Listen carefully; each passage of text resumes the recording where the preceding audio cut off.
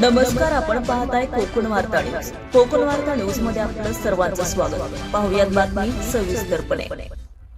दिनांक 18 मे रोजी मुंबई गोवा महामार्गावर कशेडी बोगदा भोगाव येथे मुंबईवरून खेडच्या दिशेने येत असलेल्या स्कूटी ऍक्टिवा क्रमांक MH1FH 3787 चालकाचा दुचाकीवरून नियंत्रण सुटल्याने हा अपघात घडला असून सदर घटनेची माहिती मिळताच भरणे नाका ब्रिज खाली केली असून उभी असलेली जगद्गुरू रामानंदाचार्य श्री नरेंद्राचार्यजी संस्थान नाणीसधाम 24 तास अपघात मदतीसाठी सेवेस असलेली विनामूल्य रुग्णवाहिका तात्काळ घटनास्थळी पोहोचली.